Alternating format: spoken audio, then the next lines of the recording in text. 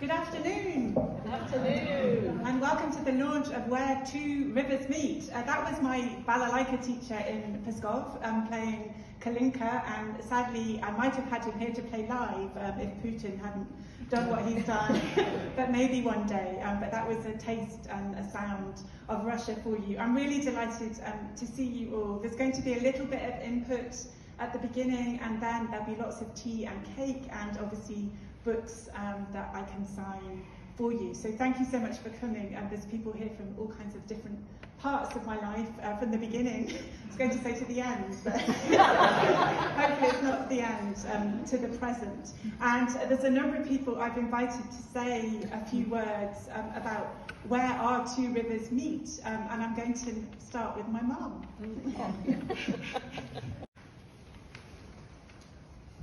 So this is my moment when I can say just what I like. It's so appropriate that the copies of Where Two Rivers Meet are displayed on the baptismal font.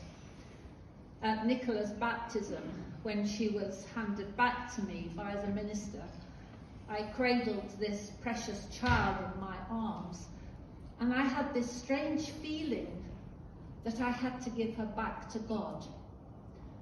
And I kept all these things within me until Nicola said she was going to candidate for the ministry.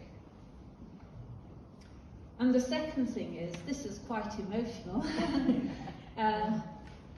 the second thing is, when Nicola was 13 months old, my husband had the invitation to serve a church in America for 3 months. And we flew to Chicago. But then a snowstorm, delayed our ongoing flight by 7 hours. And during those 7 hours, this little 13-month-old pushed her buggy around all the terminals. And every time we got to a gate, she would stop and point. And I had to say where the flight was waiting to go to. And I said, New York. And then the next stop, Hawaii, and then the next stop, Canada, and then the next stop, India, and at each gate she would point, but there was never a moment when we stopped at a gate which said Russia. But it could well be that at O'Hare Airport, that is where Nicola got the travel bug, because it's certainly been evident as her life has developed. And the third thing, because I'm a good Methodist, so I've got 3 things to say. The third thing is, when Nicola was 3, we moved with her then baby sister Rachel from Brentwood in Essex to Heswall on the Wirral. And the manse in Heswall was very near to the library. And Nicola at 3 was delighted that this was the moment when she could have her own library ticket. And she became a regular visitor to Heswall Library. In fact, she would go every day if someone could take her. So with her baptism, with travel, with her interest in books and writing and reading, I'm a proud mother that today she is launching this wonderful book, Where Two Rivers Meet. Nicola, I'm so proud of you. God bless you.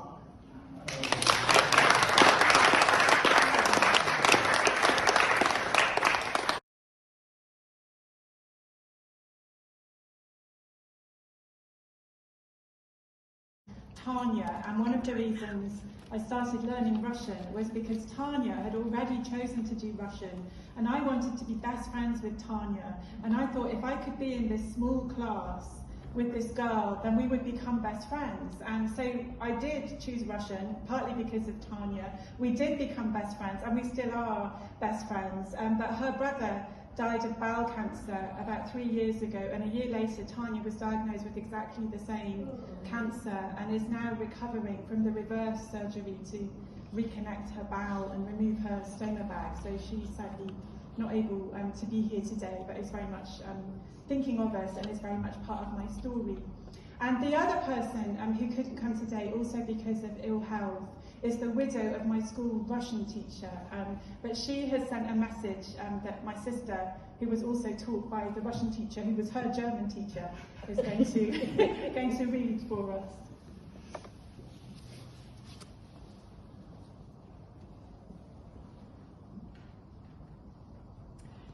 So I read this on behalf of Wilma, not my own words, but Wilma's words. I feel very honoured that you want me to say a few words at your book launch. I am really not up for the travelling. I am sorry I shall have to miss it. As John's former pupil, John was always very interested in your studies and your vocation as a minister. You became a lifelong friend and then helped him through his illness. We shared many laughs and tears. When he was in hospital, he asked you, "Do you do funerals?" And your reply was, "When do you have in mind?"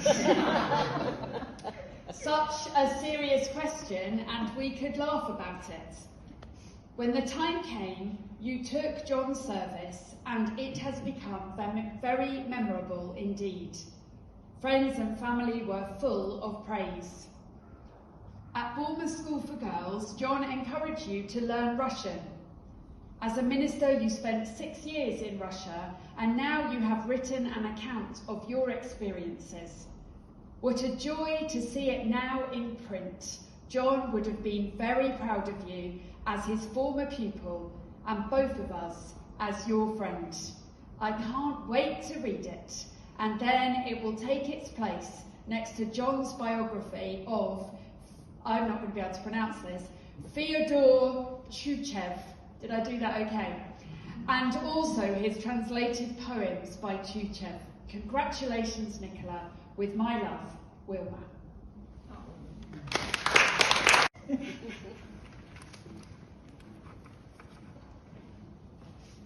Hello everyone. When I started thinking about what I would say to you all today, I reflected on two things. So first of all, my long friendship with Nicola, and what the title of her book, Where Two Rivers Meet, means to me. Probably won't surprise you that I thought this is an excellent metaphor for friendship. It works very well, I think. But why? So if I consider my friends and what they all have in common, other than liking me, obviously, it's easy to see that they're all lovely. Nicola over there. But I've met lots of lovely people, and most of them have not turned out to be, in the words of Anne of Green Gables, kindred spirits. And even between kindred spirits, what makes a friendship last? What makes a friendship spark? So thinking of Nicola, given how different our backgrounds are, and our personalities and our beliefs are, we were two rivers that were certainly not likely to meet. In the manner of all good sitcoms, and to avoid straining the river metaphor too far with dams and diversions, what we needed was disruption, circumstance, and chemistry, and we got all of that. Our disruptive act started with learning Russian. We were lucky that our schools offered it, which in the 1980s was unusual, and I think probably still is. I chose it because I thought it was easier than German, big mistake, and I'd get to go on a school trip to the Soviet Union. Nicola chose Russian, as you've heard, for similarly careless reasons. But when it came to studying Russian at different universities, our decision-making was rooted in something deeper. We loved Russian language and literature and culture and history. It was as simple as that. And then we ended up on the same Russian course in Moscow for our year abroad. It's not often that you can exactly remember when and where you met someone who turns out to be very special. It's even rarer to realise it at the time that you've done so. I certainly did it when I met Nicola for the first time on the 4th of September 1991, along with about 20 other students heading for Moscow. I regret to inform you that our first impressions of each other were not favourable. I thought she was a bit quiet. She thought that I was noisy. I can't understand why. We were both relieved, I think, to end up not sharing a room together. So we lived opposite each other on the same corridor on the 6th floor of our hostel in Moscow, but we didn't really have much to say to each other. It wasn't until circumstance threw us together on a trip to St. Petersburg that we finally realised that we had chemistry. I mislaid my friends in the Hermitage Museum, and I bumped into Nicola, who was also alone and feeling a bit down. We talked, and I realised that Nicola was more than the quiet girl I dismissed so casually at the airport. Nicola was funny and thoughtful and silly and serious. She was clever and kind, and unlike anyone I'd ever met before. So the intensity of being away from home, with erratic posts and phone calls only once a week, dodgy food, missing our loved ones, the occasional cockroach, I regret to say, and being irritated by random strangers we were forced to live with in confined conditions, did at times feel like being in prison, or perhaps if we were posher, boarding school. Becoming friends with Nicola made Moscow bearable on the bad days and brilliant on the others. There are so many reasons why our circumstantial friendship has become, I hope, a lifelong one, why our rivers have continued to flow alongside each other for 3 decades. Nicola is really good at keeping in touch, for one thing. We have our love of Russia and Russian. We love the theatre, the opera, the cinema, and we do enjoy a lavish afternoon tea at the Goring or a curry at Dishoom. But most importantly, we are there for each other emotionally, and that is very precious. But the superficial difference that we initially perceived in each other at the airport is, I think, another deeper reason why we have been friends for more than 30 years. I said before that Nicola was unlike anyone I'd ever met before, and even now she's unlike any of my other friends in being a minister, a woman of deep faith. I think that I am a similar outlier among Nicola's friends. Our shared interests are why we have such fun together, but our differences in faith, belief and temperament mean that we give each other something that we don't get from other people, and I cherish that greatly. Sorry, I'm quite emotional because Nicola gave me something very precious. So I'm just trying to pull myself together. In the 40 years since an oversubscribed German lesson led Nicola to choose Russian, her river has met mine and yours, and we are all the better for it. All our rivers have flowed alongside Nicola's to bring us here on this happy occasion. Honestly, I really am happy of the launch of her first book, Where Two Rivers Meet. I'm very proud to be here to celebrate Nicola and Richie with you.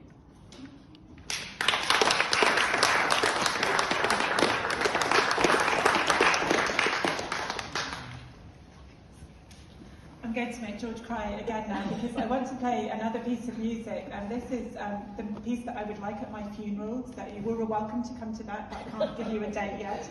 And this is Lenski's aria from the opera Yevgeny Onegin. I write about this in my book, and I know it's one of George's favourite pieces of music as well. And this is actually an instrumental version, it's a cello version, because I wanted you to enjoy the music and not be distracted by the Russian. The words are beautiful as well, but you can discover those for yourself another time. So we'll just listen to this piece of music.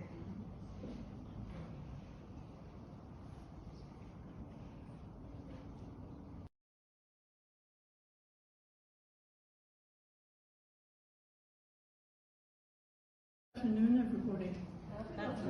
And isn't it a joy to be here today? I'm afraid I am not an old friend, as the previous speakers have been. I resent the laughter there.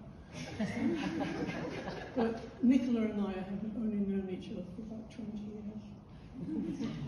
Not long ago. And we first saw each other in a little village in Cranley, in Surrey, where Nicola was ministering at the time, and I was living up in the Surrey Hills as a hermit.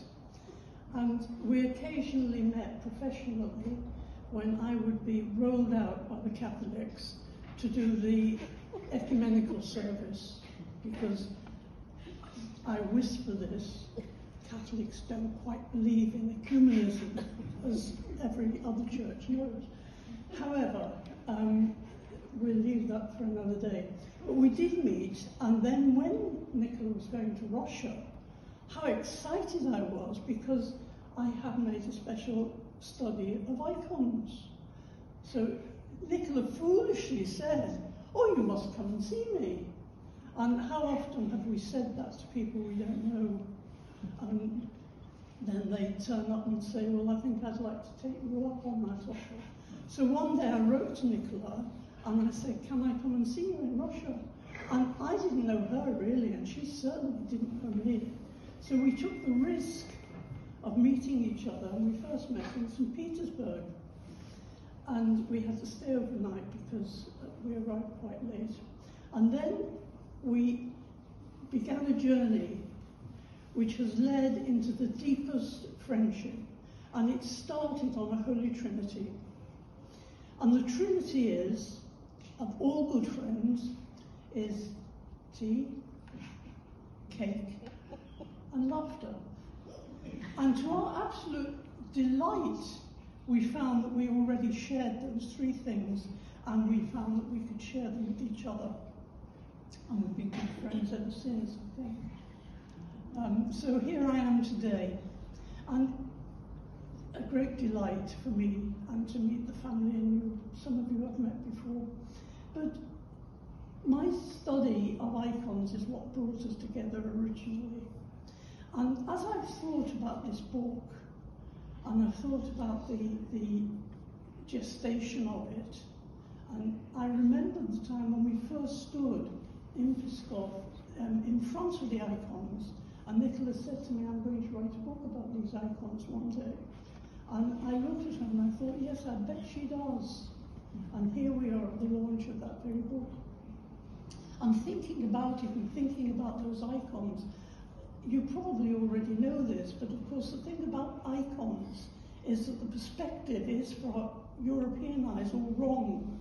It's this sort of reverse perspective. And the Renaissance had great excitement in discovering that vanishing point of perspective. But the Russian icons, the Greek icons, or Orthodox icons, their perspective is the reverse of that. And so the central point, the point to which the picture is moving, is to the person who watches it, not to the person who looks into it, which is more the European understanding of perspective. So what happens when, this is why they're holy things, sacred, almost a sacrament for the Orthodox. When you look in, when you stand before an icon and you look at it, it looks back at you. And the thing about the icon is that it opens up a door, and I know this just from flicking through the pages, I know this is discussed in the book, that an icon looks onto a world which is beyond this world. It's a window that opens up into the perception of God, the perception of transcendence. So what's happened to Nicola has been that she has looked at these pictures and they have looked back at her, but it has been God that has looked back at her through the picture. And she has received God, and as she's received God, she's then found a way to hand that back to the people who will read her words. So she has watched an icon, she has been transformed by that icon, and now she offers us words that can lead to our transformation too. And I think that is a miraculous thing to have happened. I think that's a sacrament. So it gives me great joy to be part of this launch and part of this opening up of that story that happened in Pskov in Russia, and will end in the hearts of each one of you when you will experience God in a deeper and more profound way. So welcome book, and good luck on your journey as you flow down the river.